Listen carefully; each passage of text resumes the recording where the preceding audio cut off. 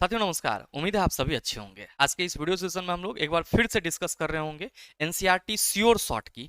और मेरे मित्र, इस एनसीईआरटी श्योर शॉर्ट के एपिसोड में हम लोग चर्चा करने वाले हैं वैलेंसी की कंप्लीट थ्योरी और सभी महत्वपूर्ण सवाल जो कि आपका 2018 से लेकर के 2022 तक पूछे गए हैं। टोटल 20 सवाल हम लोग करेंगे और साथ ही साथ वैलेंसी के जो संपूर्ण थ्योरेटिकल कंसेप्ट हैं उसकी चर्चा करेंगे। और मेरे मित्र बने रहिएगा वीडियो के अंत तक, कुछ ही देर में वैलेंसी आपके दिमाग में होगा। साथ ही ध्यान में रखिएगा इस सेशन का जो भी आपका पीडीएफ है या आप कह सकते हो बोर्ड पीडीएफ है वो आपको हमारे टेलीग्राम ग्रुप से मिल जाएगा, जिसका लिंक इस वीडियो के नीचे डिस्क्रिप्शन में दिया हुआ है। आप वहां से जाकर के पीडीएफ को एक्सेस कर सकते हैं। बहरहाल आइए अपने सेशन की शुरुआत करते हैं और देखते हैं एग्जाम रेलेवेंट क्या कुछ सीख पाते हैं। मेरे मित्र ध्यान में रखिएगा कि जो हम लोग का टॉपिक है वो है संयोजकता यानी कि वैलेंसी। और यहाँ पे नाम से ही स्पष्ट है संयोजकता का मतलब क्या हुआ। तो सर किसी भी तत्व के साथ संयोजन करने की जो कैपेसिटी होगी वही संयोजकता होगा। और अमूमन आप सभी ये कहते भी हैं कि सर किसी भी तत्व की संयोजकता जो होती है उसका संयोजन क्षमता बताता है। क्या बताता है? संयोजन क्षमता बताता है। तो यहाँ पे संयोज मतलब क्या हुआ? जुड़ना। अकता तो आप सभी समझ जाएंगे, इसको क्षमता से हम लोग रिलेट कर सकते हैं। तो किसी भी तत्व का किसी अन्य तत्व के साथ जुड़ने की जो क्षमता है वो उसकी संयोजकता है। सरल शब्दों में आप ये कह सकते हो। लेकिन मेरे मित्र सवाल ये है कि गुरुजी हमारे एग्जाम में तो कई तरह के सवाल पूछे जाते हैं संयोजकता के बेस पे, वैलेंसी के बेस पे, तो वो सवाल कैसे टैकल होगा? तो मेरे मित्र इसके लिए आपको पहले तो एक छोटा सा बेसिक जानकारी हासिल करना होगा। और वो क्या है? तो सर परमाणु संरचना से संबंधित बेसिक जानकारी। आप सबों को मालूम है कि हम किसी भी परमाणु की बात करेंगे तो उसका आकार कैसा होगा? आप कहेंगे गोलीय होगा। कैसा होगा? गोलीय होगा। साथ ही आपको यह भी मालूम है कि प्रत्येक परमाणु के बीच में क्या होता है? तो आप सभी कहते हैं नाभिक होता है। क्या होता है? नाभिक होता है। और इस नाभिक में किसकी मौजूदगी होती है? तो आप सभी कहते हैं सर प्रोटॉन और न्यूट्रॉन यहाँ पे मौजूद होता है। मेरे मित्र याद रखना कि प्रोटॉन और न्यूट्रॉन हमेशा परमाणु के नाभिक में होगा। और इस परमाणु के नाभिक के चारों ओर आप सभी क्या देख रहे हैं? वृत्ताकार मार्ग देख रहे हैं, जिसको हमने किससे रिप्रेजेंट किया है? तो आप सभी कहेंगे यहां आपने के से रिप्रेजेंट किया, इसको एल से, इसको एम से, इसको एन से। तो मेरे मित्र ये सब के सब क्या है? आप कहेंगे कक्षा है। ध्यान में रखिएगा कि नाभिक से जो सटा हुआ कक्षा होता है उसको पहला कक्षा, उसके बाद के कक्षा को दूसरा कक्षा, उसके बाद के कक्षा को तीसरा कक्षा, इसके बाद के कक्षा को हम लोग चौथा कक्षा कहते हैं। इसके बाद जो कक्षा होगा उसको हम लोग पांचवा, उसके बाद जो होगा छठा, इस तरह से हम लोग चलते जाएंगे। तो हमारा समझाने का इतना सा मतलब था कि कोई भी परमाणु जो होगा वो कैसा होगा? गोलीय होगा। और उसके नाभिक में कौन मौजूद होगा? प्रोटॉन और न्यूट्रॉन। ये कहीं और जगह नहीं मिलेगा, ये नाभिक में हमेशा फिक्स होता है। अब मेरे मित्र ध्यान रखना कि जो इलेक्ट्रॉन है वो कहां मौजूद होंगे? इलेक्ट्रॉन सर कक्षा में मौजूद होंगे। इलेक्ट्रॉन कहां मौजूद होंगे? कक्षा में। और कक्षा क्या है? तो आप कहेंगे नाभिक के चारों ओर का वृत्ताकार मार्ग। ध्यान रखना कि ये जो कक्षा है इसको हम लोग किससे रिप्रेजेंट करते हैं? के, एल, एम और एन से। इस तरीके से आगे बढ़ते चले जाते हैं। नाभिक से सटा हुआ कक्षा आप कहेंगे के, तो ये हमारा पहला कक्षा हो गया। एल तो आप कहेंगे दूसरा कक्षा, एम तो तीसरा कक्षा, एन तो चौथा कक्षा। सवाल यहाँ पे ये है कि सर ये जो आपने बताया कि परमाणु के नाभिक में प्रोटॉन और न्यूट्रॉन होगा और परमाणु के कक्षा में इलेक्ट्रॉन होते हैं, तो आप हमें ये बता दो कि किसी एक कक्षा में कितना इलेक्ट्रॉन रहेगा? तो मेरे मित्र आप सबों को ये चीज मालूम होगा कि परमाणु के प्रत्येक कक्षा में अधिकतम इलेक्ट्रॉन की संख्या कितनी होती है? 2n² होती है। और मेरे मित्र यहाँ पे n क्या है? आप सभी कहते हैं कक्षा संख्या। अब आप कहेंगे कि सर लगले आप हमको ये भी बता दीजिए कि जो हमारा के कक्षा है यानी कि जो हमारा के सेल है, के सेल में अधिकतम इलेक्ट्रॉन, मैक्सिमम इलेक्ट्रॉन कितना होगा? तो आप हमको ये बताओ कि फॉर्मूला 2n²। n क्या है? कक्षा संख्या। और k का कक्षा संख्या 1। तो आप सभी कहेंगे 2 इंटू 1 का स्क्वायर क्या हो जाएगा? 2 हो जाएगा। अब अगर हम आपसे ये कह दें कि आप ये बता दो कि जो दूसरा कक्षा L है, तो L सेल में मैक्सिमम इलेक्ट्रॉन कितना होगा? L सेल में मैक्सिमम इलेक्ट्रॉन कितना होगा? तो आप कहेंगे सर 2। और L जो है वो हमारा दूसरा कक्षा है, तो n का स्क्वायर, तो 2 इंटू 2 का स्क्वायर, ये कितना हो गया? 8 हो गया। अब अगर हम आपसे पूछें कि M सेल में अधिकतम इलेक्ट्रॉन की संख्या कितनी होगी, M सेल में मैक्सिमम इलेक्ट्रॉन की संख्या कितनी होगी, तो आप सभी क्या कहेंगे कि सर M हमारा तीसरा कक्षा है, तो ये 2 इंटू 3 का स्क्वायर, 3 तिया 9 दूना 18 हो जाएगा। यानी कि K हमारा आप सभी कहेंगे प्रथम कक्षा, K हमारा क्या है? प्रथम कक्षा। L क्या है हमारा? आप कहेंगे द्वितीय कक्षा। ठीक है। और M क्या है? आप सभी कहेंगे तृतीय कक्षा। अब इसी तरीके से हम चतुर्थ कक्षा की बात करेंगे तो आप सभी कहेंगे गुरुजी N हो जाएगा। क्या हो जाएगा n, और उसमें अधिकतम इलेक्ट्रॉन, तो 2 इंटू 4 का स्क्वायर, 16 दूना 32, 4 का स्क्वायर करेंगे 16 और 2 आप कहेंगे 32। तो मेरे मित्र आप सभी ये ध्यान रखना कि किसी भी परमाणु के किसी एक कक्षा में अधिकतम इलेक्ट्रॉन की संख्या 2n स्क्वायर के रूप में होती है, जो इस तरीके से हो सकती है, पहला कक्षा में 2, दूसरा में 8, तीसरा में 18। अब आपको ये ध्यान रखना है यहीं पे कि किसी भी परमाणु के बाह्यतम कक्षा में 8 से अधिक इलेक्ट्रॉन नहीं रह सकता है। ये किसने बताया था? सर बोर और ब्यूरी ने जब इलेक्ट्रॉन को वितरित कर रहे थे सर परमाणु के कक्षा में, तो उस समय ये रूल दिया था कि किसी भी परमाणु के बाह्यतम कक्षा में 8 से अधिक इलेक्ट्रॉन नहीं रह सकता है। अगर किसी परमाणु के बाह्यतम कक्षा में 8 इलेक्ट्रॉन हो गया तो वो परमाणु क्या होगा? आप सभी कहेंगे सर अस्थाई हो जाएगा। और मेरे मित्र आप सबों को यह मालूम होगा कि जितने भी अक्रिय गैस हैं, नोबेल गैस हैं, ये सब के सब अस्थाई क्यों है? क्योंकि सर इसके बाह्यतम कक्षा में 8 इलेक्ट्रॉन पूरे हैं। तो बोर ब्यूरी स्कीम ये कहता है कि सर किसी भी परमाणु के बाह्यतम कक्षा में 8 से अधिक इलेक्ट्रॉन नहीं रह सकता है, और अगर किसी भी परमाणु के बाह्यतम कक्षा में 8 इलेक्ट्रॉन आ गया तो वो परमाणु अस्थाई हो जाएगा। अब मेरे मित्र अस्थायित्व की चाह तो हर किसी की है। आपकी भी चाह है कि जॉब लगे, सिलेक्शन हो जाए तो हम अस्थाई हो जाएंगे, स्टेबल हो जाएंगे। इसी तरीके से केमिस्ट्री में मेरे मित्र प्रत्येक परमाणु अक्रिय गैस को छोड़ करके, नोबेल गैस एलिमेंट को छोड़ करके क्या होना चाहता है? सर स्टेबल होना चाहता है। क्या होना चाहता है? स्टेबल होना चाहता है। बोले तो अपना ऑक्टेट पूरा करना चाहता है, अष्टक पूरा करना चाहता है। अष्टक पूरा करने का मतलब क्या हुआ? अपने बाह्यतम कक्षा में सर 8 इलेक्ट्रॉन पूरा करना चाहता है। और मेरे मित्र इसी बाह्यतम कक्षा में 8 इलेक्ट्रॉन को पूरा करने के क्रम में उसके द्वारा या तो इलेक्ट्रॉन का लॉस किया जाता है, या गेन किया जाता है, या फिर साझा किया जाता है, जो कि उसकी क्या होती है? सर संयोजकता होती है, यानी कि वैलेंसी होती है। तो मेरे मित्र आप सभी ये ध्यान रखना, जब भी हम बात करेंगे कि संयोजकता क्या होता है यानी कि वैलेंसी क्या होता है, तो आप सभी ये समझ गए हैं कि प्रत्येक परमाणु किसके जैसा बनना चाहेगा? अक्रिय गैस जैसा बनना चाहेगा। क्यों? क्योंकि अक्रिय गैस जो है उसके बाह्यतम कक्षा में 8 इलेक्ट्रॉन पूरे होते हैं, तो उसकी वैलेंसी 0 है, वो किसी से भी अभिक्रिया नहीं करेगा। लेकिन बाकी के जो अनसक्रिय तत्व हैं, बाकी के जो अनएक्टिव एलिमेंट हैं, जो स्टेबल होना चाह रहे हैं, वो क्या करेंगे? अपने बाह्यतम कक्षा में 8 इलेक्ट्रॉन पूरा करने की कोशिश करेंगे। अब इसके लिए उसके द्वारा या तो इलेक्ट्रॉन को लॉस किया जाएगा, या गेन, या फिर साझा। तो मेरे मित्र हम लोग संयोजकता को परिभाषित करते हैं कि किसी सक्रिय परमाणु द्वारा अपना अष्टक पूरा करने यानी कि अपना ऑक्टेट पूरा करने हेतु बाह्यतम कक्षा से त्याग, ग्रहण अथवा साझा की गई इलेक्ट्रॉन की संख्या उस परमाणु की क्या कहलाती है? संयोजकता कहलाती है। या फिर आप ये कह सकते हो सरल शब्दों में कि किसी तत्व की संयोजन क्षमता उस तत्व की संयोजकता कहलाती है। अब मेरे मित्र ध्यान से समझना, यहाँ पे हम एक बहुत ही छोटा सा और बेसिक सा एग्जांपल लेते हैं। किसकी? हाइड्रोजन की। हाइड्रोजन की परमाणु संख्या कितनी है? 1 है। अब मेरे मित्र आप सभी ये ध्यान दो कि अगर हम लोग हाइड्रोजन के लिए एक परमाणु संरचना तैयार करें तो आप सभी क्या कहेंगे कि सर प्रोटॉन जो है वो इसके नाभिक में होगा, और इसके पास चूंकि एक ही इलेक्ट्रॉन है। याद रखना हमेशा संयोजकता किसी भी तत्व के परमाणु संख्या पर निकलेगा, क्योंकि परमाणु संख्या प्रोटॉन की संख्या के बराबर होता है और प्रोटॉन की संख्या इलेक्ट्रॉन की संख्या के बराबर होता है। तो आपको अगर संयोजकता निकालना है तो 1 से लेकर के कम से कम 20 तक के तत्वों की परमाणु संख्या आपको जरूर याद होनी चाहिए। अब मेरे मित्र ये देखो कि हाइड्रोजन की परमाणु संख्या 1 है, तो आप सभी क्या कहेंगे कि गुरुजी हाइड्रोजन के पास 1 प्रोटॉन है, तो आप सभी कहेंगे 1 इलेक्ट्रॉन भी होगा। अब ध्यान देना कि अगर इसके बाह्यतम कक्षा में एक और इलेक्ट्रॉन आ जाए तो आप सभी कहेंगे 2 हो जाएगा। और ये कैसा हो जाएगा? सर हीलियम के जैसा। हीलियम भी तो अक्रिय गैस तत्व है। तो आप सभी क्या कहेंगे कि गुरुजी यहाँ पे हाइड्रोजन की जो संयोजकता होगी, यहाँ पे हाइड्रोजन की जो संयोजकता हो जाएगी वो कितनी हो जाएगी? आप सभी कहेंगे कि हाइड्रोजन की संयोजकता 1 हो जाएगी। हाइड्रोजन की संयोजकता कितनी हो जाएगी? 1।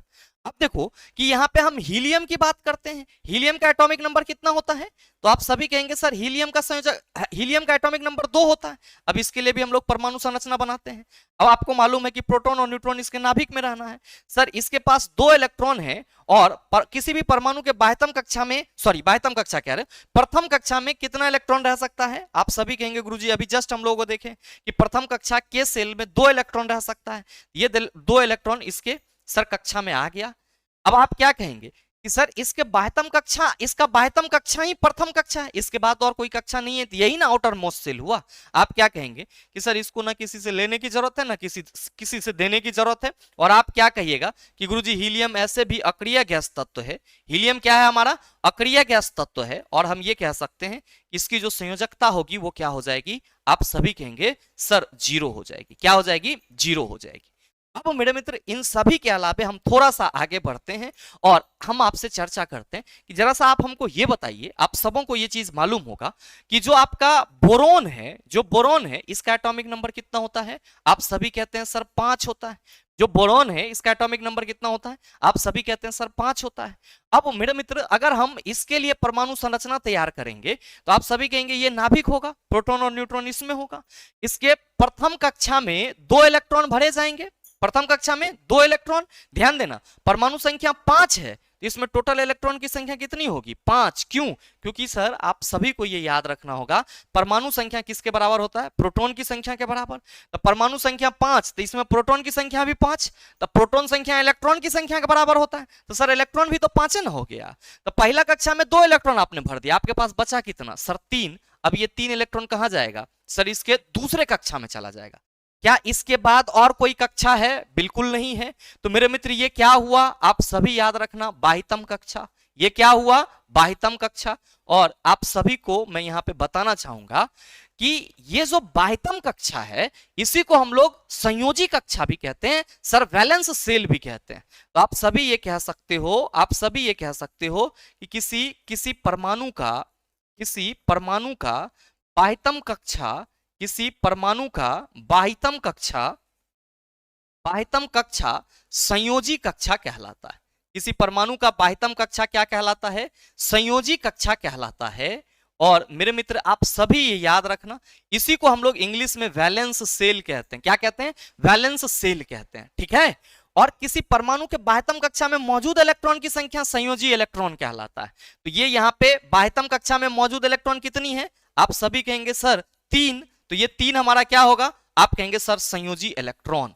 और ध्यान देंगे, ये चीज हमेशा ध्यान में रखेंगे कि कभी भी परमाणु के द्वारा इलेक्ट्रॉन का लॉस किया जाएगा, गेन किया जाएगा या साझा किया जाएगा तो क्या होगा? आप सभी याद रखना, उसके बाह्यतम कक्षा से होगा, वैलेंस सेल से होगा। मेरे मित्र याद रखेंगे कि बाह्यतम कक्षा को छोड़ करके बाकी जितने भी कक्षा होंगे सब कोर सेल कहलाएंगे, और संयोजी इलेक्ट्रॉन को छोड़ करके जितने भी इलेक्ट्रॉन होंगे वो कोर इलेक्ट्रॉन कहलाएंगे। तो हम आपको समझाना ये चाहते हैं कि किसी भी परमाणु का बाह्यतम कक्षा उसका संयोजी कक्षा कहलाता है, और किसी भी परमाणु के संयोजी कक्षा में मौजूद इलेक्ट्रॉन की संख्या या किसी भी परमाणु के बाह्यतम कक्षा में मौजूद इलेक्ट्रॉन की संख्या संयोजी इलेक्ट्रॉन कहलाता है। तब बोरोन आप देखो, इसका बाह्यतम कक्षा क्या है? आप कहेंगे गुरुजी ये इसमें मौजूद इलेक्ट्रॉन कितना है? सर 3। तो संयोजी इलेक्ट्रॉन की संख्या कितनी हो गई? 3 हो गई। अब मेरे मित्र याद रखो कि इसकी संयोजकता क्या होगी। आप सभी क्या कहेंगे कि गुरुजी यहां पे जो बोरोन है इसके द्वारा 3 इलेक्ट्रॉन का लॉस किया जाएगा। बोरोन क्या करेगा? आप सभी याद रखना, 3 इलेक्ट्रॉन लॉस करेगा। बोरोन 3 इलेक्ट्रॉन लॉस करेगा, इसीलिए सर इसके द्वारा लॉस की गई इलेक्ट्रॉन की जो संख्या है वो क्या है? 3। तो आप कहेंगे बोरोन की संयोजकता 3 हो जाएगी। अब याद रखना, हमेशा मैंने लिखाया है, आगे आपको मिल जाएंगे कि धातु हमेशा इलेक्ट्रॉन को लॉस करता है जबकि अधातु सर इलेक्ट्रॉन को गेन करता है। धातु हमेशा इलेक्ट्रॉन को क्या करता है? लॉस करता है, जबकि अधातु हमेशा इलेक्ट्रॉन को गेन करता है। चूंकि बोरोन हमारा क्या है? आप कहेंगे धातु, ये 3 इलेक्ट्रॉन को लॉस कर देगा। मेरे मित्र अब समझो, आप यहां पे सोडियम का बात करो, सोडियम का एटॉमिक नंबर कितना? आप कहेंगे 11। मेरे मित्र आप सभी ध्यान दो कि ये हम सोडियम के लिए नाभिक बना दिए, पहला कक्षा, दूसरा कक्षा और तीसरा कक्षा। ध्यान देना कि प्रथम कक्षा में 2 इलेक्ट्रॉन, दूसरे कक्षा में आप कहेंगे 8। इसके पास 11 इलेक्ट्रॉन थे, चूंकि परमाणु संख्या इसका 11 है, इसके पास 11 इलेक्ट्रॉन थे और 10 इन्होंने भर लिया, बचा कितना? सर 1। सोडियम क्या है चला? आप कहेंगे धातु। बाह्यतम कक्षा इसका क्या हुआ? बाह्यतम कक्षा क्या हुआ? आप कहेंगे सर ये, तो बाह्यतम कक्षा से ये 1 इलेक्ट्रॉन लॉस करेगा, और आप सभी क्या कहेंगे कि गुरुजी इसकी जो संयोजकता होगी वो कितनी हो जाएगी? आप सभी कहेंगे गुरुजी 1 हो जाएगी। कितनी हो जाएगी? 1 हो जाएगी। अब इसी तरीके से देखो चला, क्लोरीन है तो एटॉमिक नंबर 17 होता है। अब आप सभी ध्यान दो कि इसके प्रथम कक्षा में 2 इलेक्ट्रॉन, दूसरे में 8, तीसरे में कितना जाएगा? आप कहेंगे सर 7। अब आप अगर परमाणु संरचना इस तरीके से ज्ञात करेंगे कि टोटल में कितना इलेक्ट्रॉन कहां पे जाएगा, तो आप सभी क्या कहेंगे कि गुरुजी यहां पे प्रथम कक्षा में 2 इलेक्ट्रॉन, दूसरे में 8, तीसरे में 18 जाएगा। तो तीसरे में 18 रहेगा तब न जाएगा। अभी तो हमारे पास सर पहला कक्षा फुल हुआ, दूसरा कक्षा फुल हुआ, और सर अगला कक्षा के लिए हमारे पास कितना इलेक्ट्रॉन है? तो आप सभी कहेंगे कि सर 17 इलेक्ट्रॉन है, तो 8 2 10, 7 इलेक्ट्रॉन कहां गया? आप कहेंगे सर सबसे बाह्यतम सेल में। तो ये हमारा क्या हुआ? आप सभी कहेंगे कि सर ये हमारा संयोजी कक्षा हुआ, और ये जो क्लोरीन है चूंकि ये अधातु है, क्लोरीन जो है ये क्या है, अधातु है, तो इसके द्वारा इलेक्ट्रॉन ग्रहण किया जाएगा। और कितना इलेक्ट्रॉन ग्रहण होगा, आप सभी कहेंगे सर 1 इलेक्ट्रॉन ये गेन करेगा, और इसकी संयोजकता कितनी हो जाएगी, आप सभी कहेंगे कि सर जो अधातु है तो इसकी संयोजकता चूंकि 1 इलेक्ट्रॉन ग्रहण कर रही है तो इसकी संयोजकता 1 हो जाएगी। अब इसी तरीके से आप एल्युमिनियम का भी बना सकते हैं। एटॉमिक नंबर 13 होता है, प्रथम कक्षा में 2 इलेक्ट्रॉन, दूसरे में 8, तीसरे में 3। एल्युमिनियम धातु है सर, ये 3 इलेक्ट्रॉन लॉस करेगा, इसलिए एल्युमिनियम की संयोजकता क्या हो जाएगी, आप सभी कहेंगे गुरुजी 3 हो जाएगी। क्या हो जाएगी, 3। तो आप सरल शब्दों में ये कह सकते हैं कि किसी सक्रिय परमाणु द्वारा अपना अष्टक पूरा करने के लिए, अब देखो कि अगर ये 1 इलेक्ट्रॉन लॉस कर देता है तो इसका बाह्यतम कक्षा ये दूसरा कक्षा हो जाएगा, मतलब ये वाला कक्षा तो हट गया, तो बाह्यतम कक्षा में 8 इलेक्ट्रॉन पूरा। अब देखो ये 1 इलेक्ट्रॉन गेन कर लिया तो इसके बाह्यतम कक्षा में 7 1 8 इलेक्ट्रॉन हो गया। तो मेरे मित्र आप सभी ये ध्यान रखना कि किसी सक्रिय परमाणु द्वारा अपना अष्टक पूरा करने हेतु बाह्यतम कक्षा से त्याग, ग्रहण अथवा साझा की गई इलेक्ट्रॉन की संख्या क्या कहलाती है, सर उस परमाणु की संयोजकता वैलेंसी कहलाती। अब कार्बन की अगर बात करो तो मेरे मित्र कार्बन आप कहेंगे कि एटॉमिक नंबर 6 होता है, 2 और 4, कार्बन 4 इलेक्ट्रॉन का क्या करता है, साझा करता है। तो कार्बन की संयोजकता कितनी हुई, आप कहेंगे 4, और मेरे मित्र कार्बन में संयोजी इलेक्ट्रॉन, तो आप कहेंगे बाह्यतम कक्षा सर चारे वाला, बाह्यतम कक्षा जो है वो दूसरा कक्षा ही होगा, और उसमें 4 इलेक्ट्रॉन मौजूद है तो इसके संयोजी इलेक्ट्रॉन कितने हो जाएंगे, सर 4 हो जाएंगे। तो मेरे मित्र आपको यह भी ध्यान रखना है कि किसी परमाणु का बाह्यतम कक्षा संयोजी कक्षा कहलाता है, और उस बाह्यतम कक्षा में मौजूद इलेक्ट्रॉन की संख्या संयोजी इलेक्ट्रॉन कहलाता है। और प्रत्येक तत्व की यह टेंडेंसी होती है कि वो अपने बाह्यतम कक्षा में 8 इलेक्ट्रॉन पूरा करना चाहता है। अब इस क्रम में वो क्या करता है, तो आप सभी याद रखना, इलेक्ट्रॉन का लॉस करता है, गेन करता है और साझा करता है। अब याद रखना आप सभी यहां पे जब आप इसको समझ लेते हो तो क्या कि मेरे मित्र कोई भी धातु होगा तो वो हमेशा इलेक्ट्रॉन का त्याग करेगा।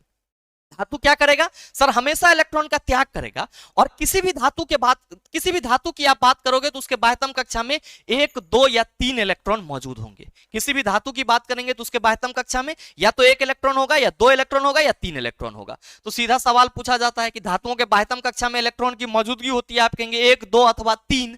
मेरे मित्र याद रखना कि किसी धातु के बाह्यतम कक्षा में 1 2 3 इलेक्ट्रॉन मौजूद होगा, और अभी मैंने आपको बताया कि बाह्यतम कक्षा संयोजी कक्षा होती है, और संयोजी कक्षा में मौजूद इलेक्ट्रॉन संयोजी इलेक्ट्रॉन होता है, और धातु हमेशा इलेक्ट्रॉन त्याग करती है। तो मेरे मित्र आप क्या कहेंगे कि सर धातु के द्वारा या तो अपने बाह्यतम कक्षा से 1 इलेक्ट्रॉन त्याग किया जाएगा, या 2 या फिर 3।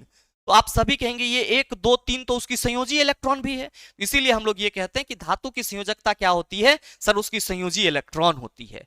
धातु की संयोजकता आप कहेंगे सर उसकी संयोजी इलेक्ट्रॉन होती है, ये चीज हमेशा ध्यान में रखना।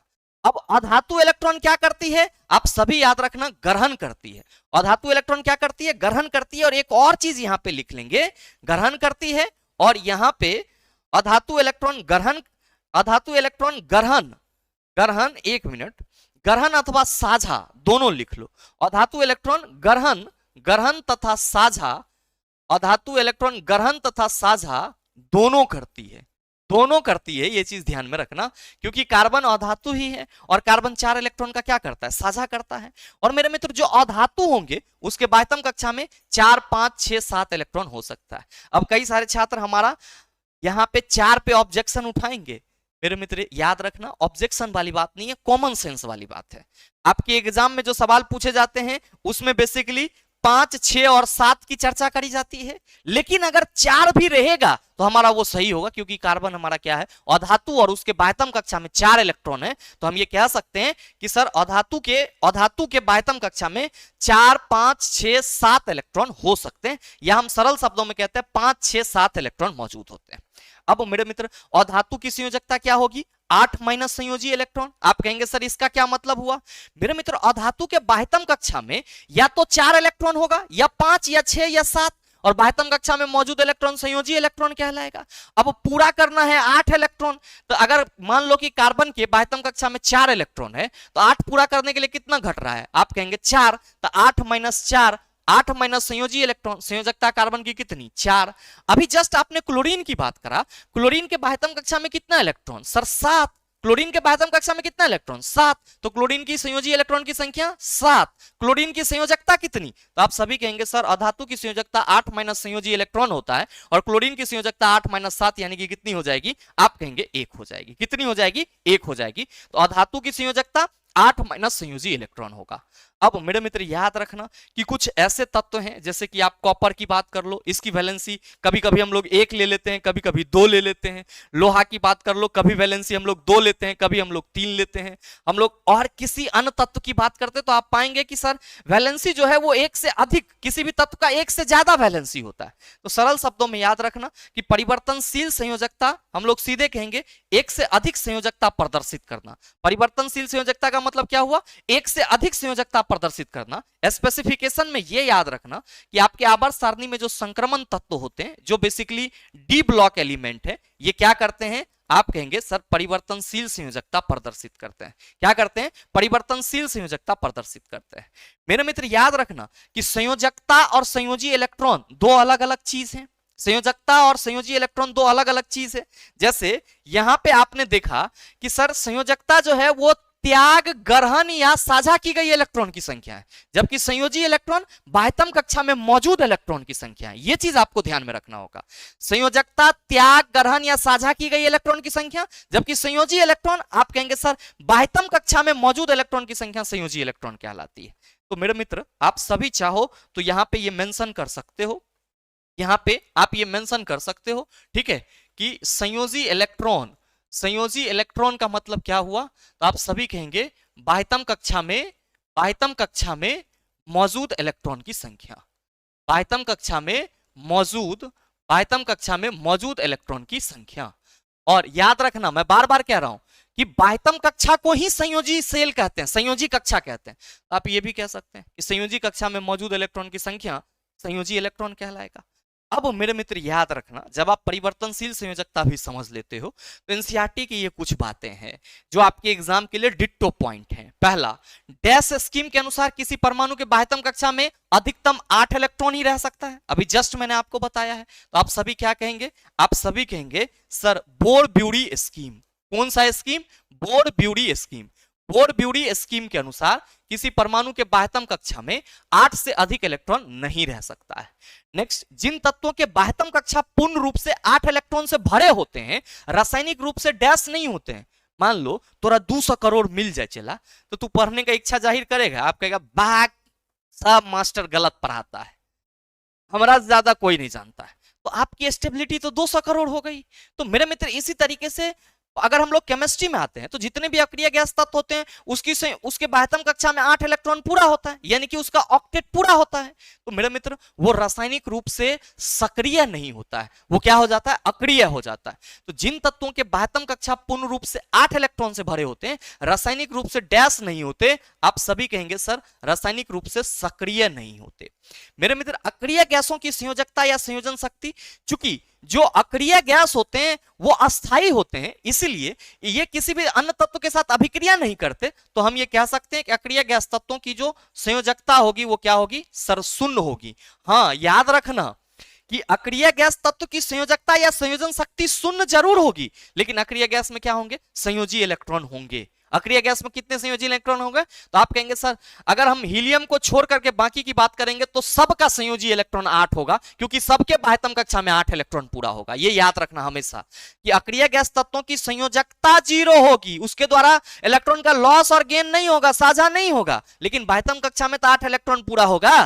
तो सभी अक्रिय गैसों की हीलियम को छोड़ करके जो संयोजी इलेक्ट्रॉन होगी वो कितनी होगी? 8। संयोजकता 0। हीलियम की संयोजकता आप कहेंगे 0। हीलियम की कितनी होगी सर संयोजी इलेक्ट्रॉन? आप कहेंगे बाह्यतम कक्षा में 2 इलेक्ट्रॉन है, तो आप कहिएगा हीलियम के बाह्यतम कक्षा में सर 2 इलेक्ट्रॉन है, तो हीलियम की संयोजी इलेक्ट्रॉन 2 हो जाएगी। अब देखो अक्रिय तत्वों में से हीलियम परमाणु के बाह्यतम कक्षा में याद रखना 2 इलेक्ट्रॉन होते हैं, एवं अन्य में आप सभी याद रखेंगे एवं अन्य में 8 इलेक्ट्रॉन होता है। तो मेरे मित्र आप यहीं पे कह सकते हो कि सर हीलियम परमाणु के बाह्यतम कक्षा में 2 इलेक्ट्रॉन है, मतलब हीलियम की संयोजी इलेक्ट्रॉन कितनी? तो आप सभी कहेंगे सर 2, क्योंकि बाह्यतम कक्षा में मौजूद इलेक्ट्रॉन की संख्या संयोजी इलेक्ट्रॉन कहलाती है।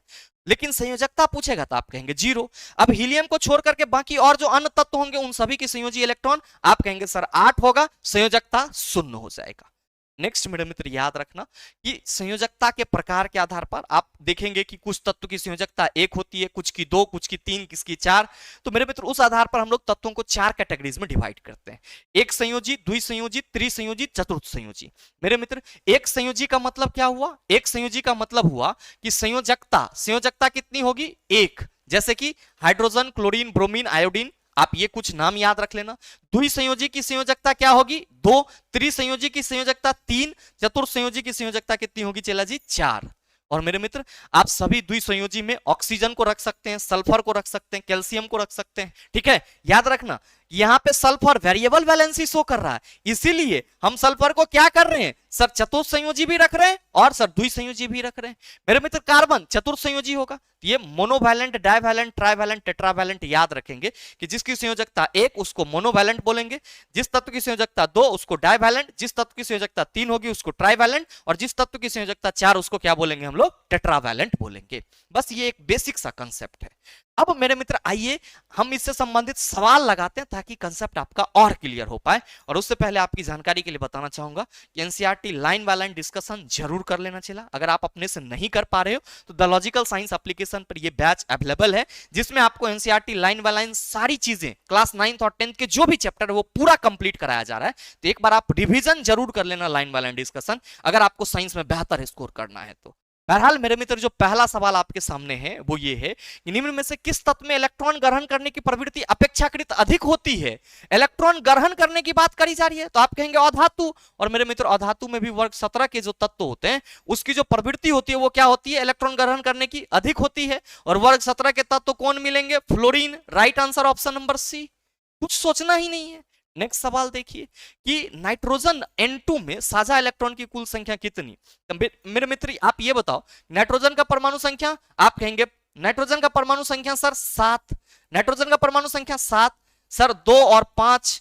अब इसको 3 इलेक्ट्रॉन चाहिए अपने बाह्यतम कक्षा में 8 इलेक्ट्रॉन पूरा करने के लिए। और जब ये N2 बनाएगा तो सर अपने ही परमाणु के साथ ये क्या करेगा सर? अपने ही अन्य परमाणु के साथ ये 3 इलेक्ट्रॉन का साझा करेगा, क्योंकि इसको 3 इलेक्ट्रॉन चाहिए बाह्यतम कक्षा में 8 इलेक्ट्रॉन पूरा करने के लिए। तो N2 में साझा इलेक्ट्रॉन की कुल संख्या, तो सर साझा इलेक्ट्रॉन की कुल संख्या 3 इलेक्ट्रॉन ये साझा करेगा, 3 इलेक्ट्रॉन ये, कुल संख्या कितनी सर? 6 हो जाएगी। मेरे मित्र अगला सवाल क्या कह रहा है कि किस तत्व की संयोजकता 3 होती है? कार्बन की संयोजकता आप कहेंगे 4। यहां पे सल्फर का भी हम लोग 2 और 4 कह सकते हैं। एल्युमिनियम आप कहेंगे सर अभी ना बताएं कि इसकी संयोजकता 3 होती है। मैग्नीशियम की संयोजकता कितनी हो जाएगी? 2। समूह 17 के तत्व की संयोजकता कितनी होगी? याद रखना समूह 17 हैलोजन तत्व को, हैलो ग्रुप को बोला जा रहा है। और इन सभी तत्वों की संयोजकता कितनी होती है? वर्ग 17 में फ्लोरीन, क्लोरीन, ब्रोमीन, आयोडीन, इन सभी तत्वों की संयोजकता आप कहेंगे सर 1 हो जाएगी।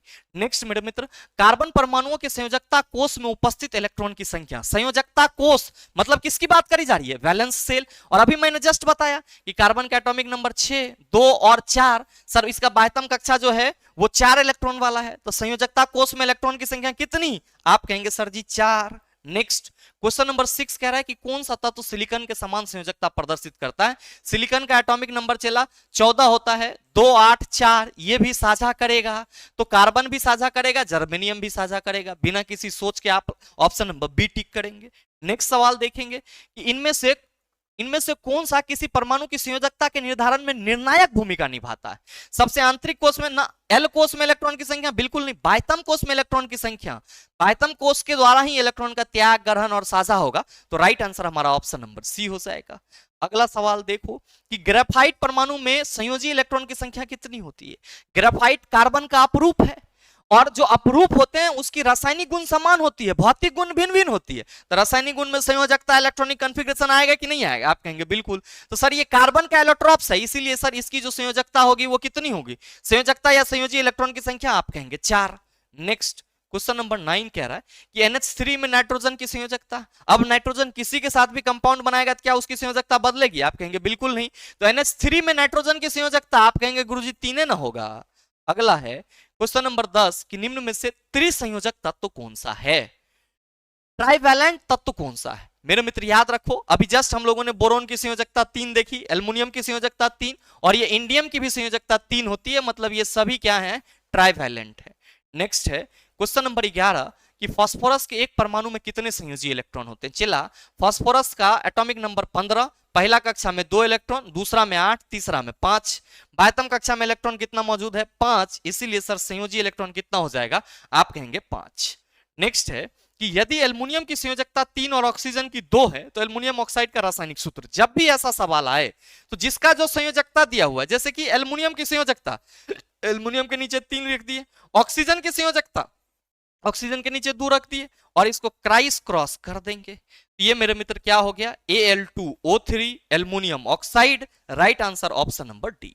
जब भी ऐसा सवाल पूछा जाए तो जो तत्व दिया हुआ रहेगा उसका संयोजकता नीचे रखेंगे और क्राइस क्रॉस कर देंगे। नेक्स्ट क्वेश्चन नंबर 13 कह रहा है कि Al2O3 में एल्युमिनियम की संयोजकता क्या है?